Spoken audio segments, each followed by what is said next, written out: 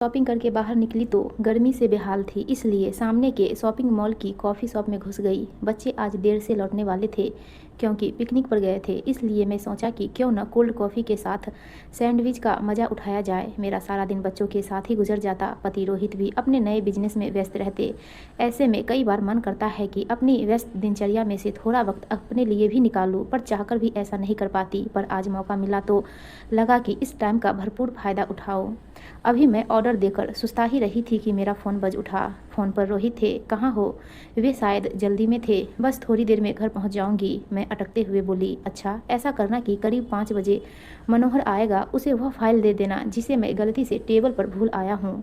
और रोहित ने फ़ोन काट दिया। रोहित की यह बेरुखी मुझे अखरी तो सही, पर फिर मैंने तुरंत ही खुद को संभाल लिया। मैं मानती हूँ कि काम भी ज़रूरी है, पर इतनी भी क्या व्यस्तता कि कभी अपनी पत्नी से प्यार के 2 बोल भी ना बोल पाओ। फिर मुझे वह समय याद आने लगा जब रोहित एक दिल फेंक आशिक की तरह मेरे आगे पीछे घूमा करते थे, और अब काम की आपाधापी ने उन्हें लगभग शुष्क सा बना दिया है। पर दूसरे ही पल तब मेरी यह नीरसता झट से दूर हो गई जब मेरे सामने कॉफ़ी और सैंडविच रखा गया। अभी मैंने कॉफ़ी का पहला घूंट भरा ही था कि मेरे कानों में एक जानी पहचानी सी हंसी सुनाई दी। जब मैंने पलटकर देखा तो हैरान रह गई।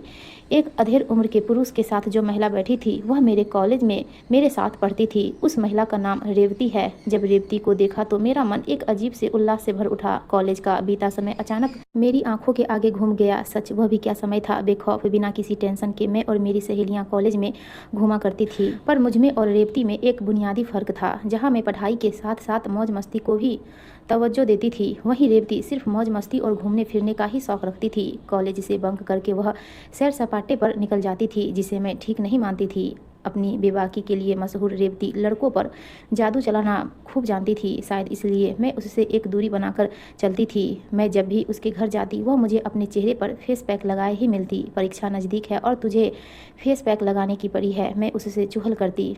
अरे मैडम, यही तो अंतर है तुम्हारी और मेरी सोच में। फिर वह जोर से हंस देती। तू तो आती है कॉलेज में पढ़ने के लिए, पर मैं तो आती है लड़कों को पटाने के लिए। अरे भाई, अपना तो सीधा फंडा है कि अगर माया चाहिए तो अपनी काया का ध्यान तो रखना ही पड़ेगा। उसकी ये बातें जब मेरी समझ से बाहर हो जाती तब मैं नोट्स बनाने के लिए लाइब्रेरी का रुख करती और ये मैडम कैंटीन में पहुंच जाती कोई नया मुर्गा हलाल करने के लिए। समय अपनी गति से आगे बढ़ता रहा।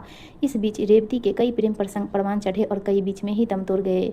पर बहती नदी सी रेवती इस सबसे न कभी रुकी और न ही कोई उसे रोक पाया। आखिर अमीर परिवार की इकलौती बेटी की उड़ान भी तो ऊंची थी। उसका अमीर लड़कों को पटाना, उनसे अपना उल्लू सीधा करना लगातार जारी रहा। कई बार तो ऐसा भी होता था कि रेवती की बदौलत उसकी कुछ मनचली सहेलियों को भी मुफ्त में पिक्चर देखने को मिल जाती थी, या उसके आशिक की कार में घर तक लिफ्ट मिल जाती थी। तब सभी उसकी प्रशंसा करते नहीं थकती थी। अपनी प्रशंसा सुन रेवती का हौसला और बुलंद हो जाता। इस बीच हमारी पढ़ाई पूरी हो गई और हमारा साथ छूट गया। पर रेवती के प्रेम के किस्से जब तक मुझे सुनने को मिलते रहे। जब रेवती की शादी की खबर कानों में पड़ी तो लगा कि शायद अब उसकी ज़िंदगी में एक स्थिरता आएगी, जिसका अभाव उसकी ज़िंदगी में शुरू से ही रहा है। बीतते समय के साथ मैं उसे पूरी तरह भूल गई, पर आज अचानक उसे देखकर लगा कि अब उन सहेलियों के संपर्क सूत्र मिल जाएंगे जिनसे मिलने की कब से तमन्ना थी। मैं हमेशा यही सोचती थी कि हमारी कुछ सहेलियों में से कुछ तो जरूर ऐसी होंगी जिनका मायका और ससुराल यही लखनऊ शहर में होगी। अब रेवती मिली है तो शायद उन सहेलियों को ढूंढने में आसानी होगी जिन्हें मैं अकेली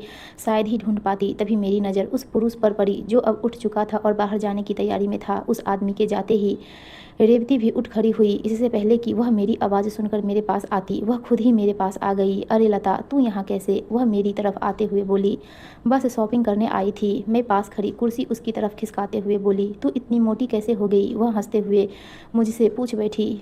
अब 2 बच्चों के बाद तो ऐसा ही होगा, मैं थोड़ा झेपते हुए बोली। और तू सुना भाई, अभी तक तो अपनी लाइफ ही सेट नहीं हुई है। बच्चे तो बहुत दूर की बात है, पर तेरी शादी तो, अरे ना मत ले उस शादी का, वह शादी नहीं हादसा था मेरे लिए, कहकर रेवती सुबक पड़ी। पर हुआ क्या है, बता तो सही। उसे परेशान देखकर मैं उससे पूछ बैठी। शादी से पहले तो मेरा पति उमेश बहुत बड़ी बड़ी बातें करता था, पर शादी के बाद उसका व्यवहार बदलने लगा। तुझे तो पता है कि मैं शुरू से ही आज़ाद ज़िंदगी जीने की शौकीन रही हूँ। अब क्लब जाकर ताश खेलूंगी तो हारूंगी भी। बस धीरे धीरे यही कहने लगा कि रेवती, तुम क्लब जाना छोड़ दो, क्योंकि मेरा बिजनेस घाटे में चल रहा है। अब उसका बिजनेस घाटे में चले या मुनाफे में, मुझे क्या, मुझे तो अपने खर्च के लिए एक तयशुदा रकम चाहिए ही, जिसे मैं चाहे ताश में उड़ाऊं या ब्यूटी पार्लर में फूकूं। कहवह मेज पर रखे पानी के गिलास को झट से उठाकर पी गई। पानी पीकर जब वह थोड़ी नॉर्मल हुई तब बातचीत का सिलसिला आगे बढ़ा और वह मुझसे कहने लगी, पर जब उसकी हर बात में टोका-टाकी बढ़ने लगी तब माथा ठनक गया मेरा। बस तब मैंने अपनी वकील दोस्त के साथ मिलकर पूरे 50 लाख का दहेज उत्पीड़न का केस कर दिया पति पर। बच्चों को अब आटे दाल का भाव मालूम पड़ेगा। मैंने अपनी याचिका दायर कराते समय ऐसी ऐसी धाराएं लगाई है कि अब बेचारा सारी उम्र कोर्ट के चक्कर लगाता रहेगा। कहते कहते रेवती के चेहरे पर कुटिल मुस्कान तैर गई। रेवती की ये बातें सुनकर मैं हैरान थी, पर उसके चेहरे पर तो सिकन तक नहीं थी। रेवती अपनी पूरी कहानी एक विजय गाथा की तरह बयान कर रही थी। पर रेवती, क्लब जाना बुरा नहीं है, पर अगर घर की आर्थिक हालत बिगड़ रही हो तो ऐसे खर्चों पर रोक लगानी ही पड़ती है, और फिर पत्नी के बेलगाम खर्च पर पति ही रोक लगाएगा ना। मैं उसे समझाते हुए बोली, बस जो भी मिलता है तेरी तरह मुझे समझाने लगता है। यह मेरी लाइफ है और इसके साथ अच्छा या बुरा करना इसका हक सिर्फ मुझे है। रेवती अचानक आक्रामक हो उठी। जब मेरी मम्मा ही मुझे नहीं समझ सकी तो औरों की क्या बात करूं। मुझे तो एक तरफ तो हम नारी सशक्तिकरण की बातें करते हैं और दूसरी तरफ अगर महिलाएं अपने अधिकारों की लड़ाई लड़ने की कोशिश करें तो उनके पाँव में पारिवारिक रिश्तों की दुहाई देकर बेड़ियां डालने की कोशिश करते हैं। रेवती अपने रों में बोले जा रही थी और मैं चुपचाप सुन रही थी। अब यह बात मैं समझ चुकी थी कि जो लड़की अपनी माँ की बात नहीं समझ पाई वह मेरी बात क्या समझेगी। सो मैंने बातचीत का रुख बदलते हुए उसके लिए 1 कप कॉफ़ी का ऑर्डर दे डाला। कॉफ़ी पीकर जब उसका दिमाग तरोताज़ा हुआ तब वह कहने लगी, पता है जो मेरे पास बैठा था वह प्रमोद है, हमारे शहर का जाना माना वकील। पता है वह बावला मेरे एक इशारे पर करोड़ों रुपए लुटाने को तैयार है। बस जब उसे पता चला कि मेरा पति मुझे तंग कर रहा है तो झट से बोला कि रेवती डार्लिंग, तुम्हें अपने पति की बेवजह की तानाशाही सहने की कोई ज़रूरत नहीं है।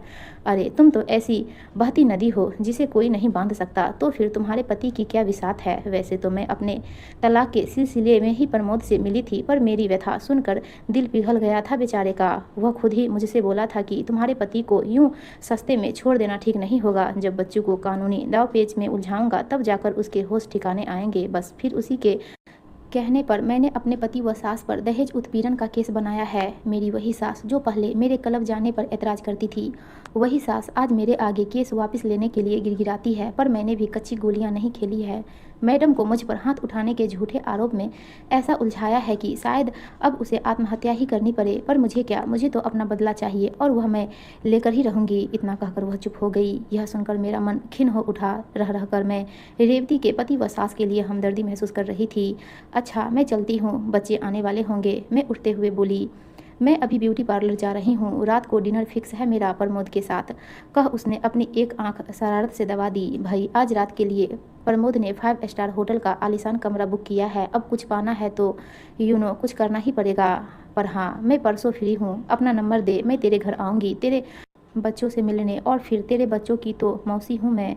वह अपना मोबाइल फ़ोन निकालते हुए बोली, मेरा फ़ोन तो खो गया था, उसका मिस यूज न हो इसलिए मेरे पति ने उस नंबर को ब्लॉक करा दिया है। अब नया फ़ोन और नया नंबर ही लेना पड़ेगा। मैंने झूठा बहाना बनाया और तेज़ी से बाहर निकल आई। आज के बाद मैं रेवती से नहीं मिलूंगी, यह मैंने पक्का तय कर लिया था। ऐसे लोगों को दूर से सलाम जो अपनी स्वार्थ सिद्धि के लिए किसी भी हद तक जा सकते हैं। तभी सामने से आते ऑटो रिक्शा को रोक मैं उसमें बैठकर अपने घर लौट आई। दोस्तों।